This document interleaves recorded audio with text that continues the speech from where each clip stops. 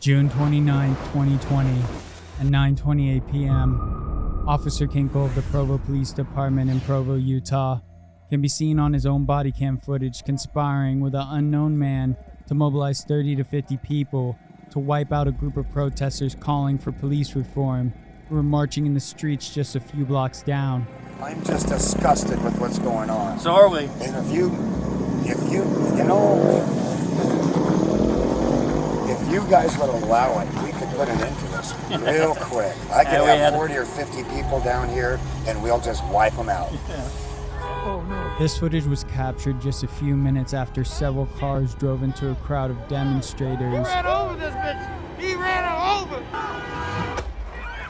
And shots were fired, resulting in numerous people being injured. For everybody watching, we got ran over by 4 cars. Shots were fired at us 3 times.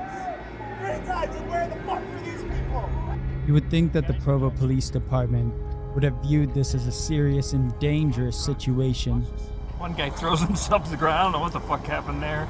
So the white truck comes up. They all jump in front of it. And then watch him run after it, shooting it. Pow, pow, pow. I can't really see it upside down. I gotta watch it again. No shit.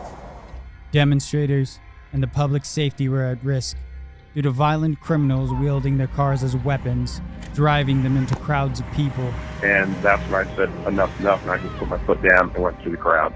As I was going through the crowd, I told Maria to do the same. This was all while an unknown gunman was at large, hidden among the group of peacefully assembled protesters who were marching the streets of downtown Provo, Utah, potentially waiting in silence for his next victim. Instead of rushing to the scene to prevent further people from being injured, arrest the drivers who attempted vehicular manslaughter, and to find and apprehend the unknown shooter, they instead silently stood by and watched from just a few blocks down during an active shooter situation. I was standing right down at that intersection when all the rounds went off. And then purposely allowed several known violent criminals to ram their vehicles into crowds of demonstrators as the officers watched just a few blocks away when screams jolted into the air due to violent convicts wielding their cars as weapons ran down innocent bystanders in the middle of the street. Later that night, at 10:13 p.m., Officer Jackson's body cam footage captured Provo Police's dark and sinister plans to put an end to the protesters for good. Watch this girl, Tim. She's got a gun. Oh, shit. I'd love to get her. Put that on the fucking news. I want. Oh, they will. So many people. That would probably. I want her. That would go national. Because that would go because you national. didn't see. That would would make be people go so- so anti. Oh God, see? yes. But this is just the beginning, and to truly understand what is to come, let's take a trip back in time, just a month before the night of June 29th to May of 2020, when widespread protests ignited across the country demanding police reform due to the death of George Floyd, a 46-year-old black man who was suffocated to death by a Minneapolis police officer named Derek Chauvin.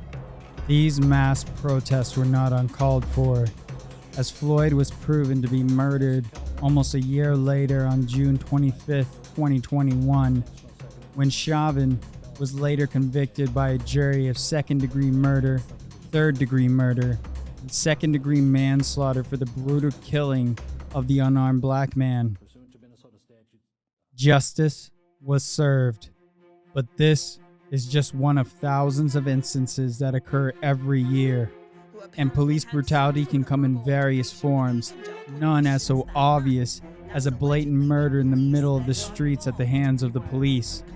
More common are staged crimes and fabricated charges by law enforcement entities across the United States to target people of color and other groups of minority across America, which are often overlooked due to the vast resources and connections police departments have at their disposal to cover up their bigotry and racism.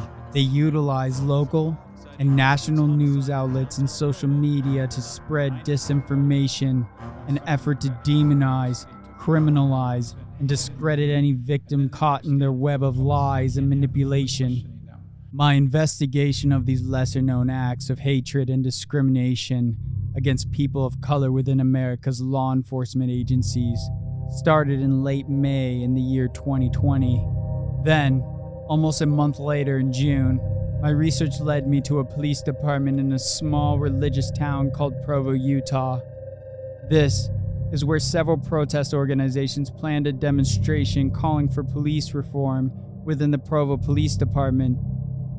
In the most unsuspecting of places, I would soon find all the answers to the questions I had been seeking. But I never planned for what happened next, and I would soon be at the center of it all.